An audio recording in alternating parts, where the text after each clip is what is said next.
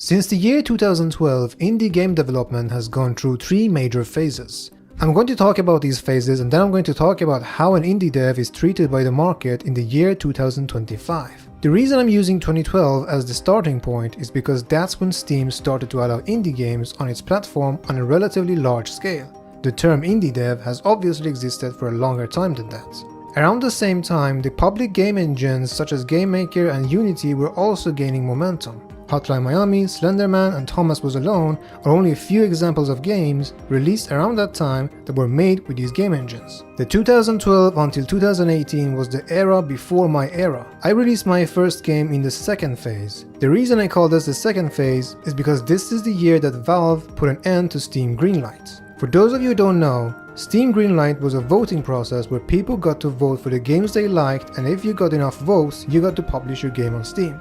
My game was in the last wave of Steam Greenlight. In fact, the reason it got approved was because Valve didn't want to refund any Greenlight fees, so they just auto-approved anyone who was still stuck in the voting queue. Once Greenlight was removed and Steam Direct was implemented, the floodgates opened, and the second age of indie game publishing began. Releasing a game on Steam in the second phase was relatively harder compared to the first. Actually, releasing a game was easy, succeeding on Steam became harder. For those of us who didn't have a publisher or marketing knowledge and entirely relied on storefront visibility, succeeding on Steam was very difficult. But there was still hope.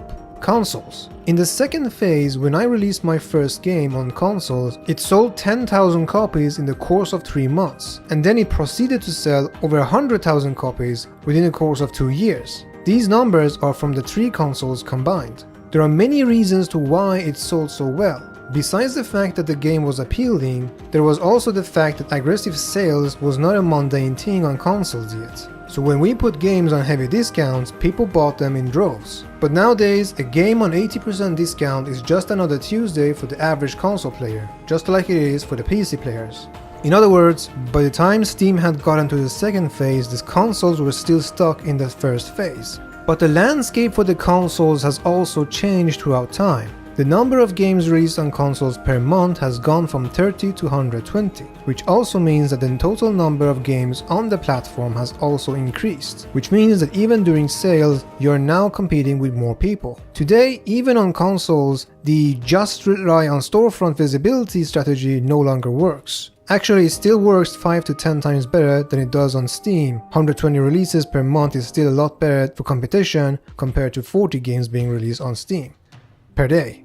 But now we are in the third phase, the post-pandemic phase, and also the age of generative AI. On one hand, this is the best era when it comes to developing games, because learning game development is easier than ever. Before the first and second phase, there was this time that I like to call the ancient phase. And during this era, you had to make your own game engine, figure out all the components by yourself, and you had to do this using a book or something. During the first and second phase, you don't need to use the book or other traditional methods of learning, because there were plenty of YouTube tutorials and forum posts to guide you, not to mention public game engines.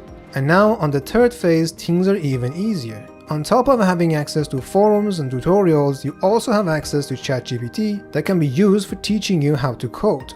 Not to mention that the public game engines are more future complete than ever, and you don't have to struggle with third-party shader, pathfinding, and post-processing plugins and stuff like that. So yeah, the third phase is the best era when it comes to making games, but not when it comes to selling games. The market used to have a space for mid-tier indie games. Obviously, you should do your best to make a really good game. But the problem is that if you're a new beginner indie dev, you're most likely not going to make a good game on your first try, or even second or third try.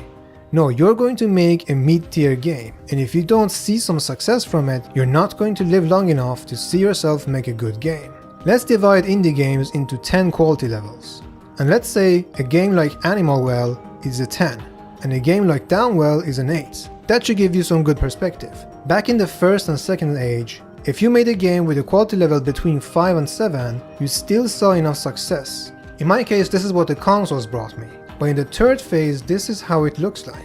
The line for the mid-tier games is getting flatter, but for any game that is an 8 or above, it's getting higher. The main bulk of visibility and coverage comes from game events and influencers, and the majority of them only pick games that are 8 or above. Without their help, you're completely relying on your own self-grown audience, or just algorithmic luck, and of course the mercy of Reddit mods. In other words, success has turned into a yes or no instead of a maybe. Look, I'm not nagging about how the market is being unfair and all that. I've pretty much made it in this industry, and I'm even working on a game that could earn me an 8+. But I really feel bad for indie devs who are starting today.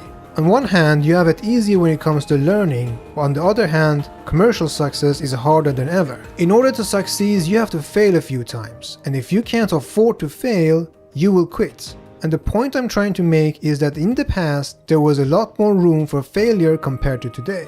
That being said, I don't want to discourage you from pursuing your dream. The main reason that I keep going is because game development is my dream. Every industry has its challenges, and this is our challenge. I hope this video was useful, and thank you for watching.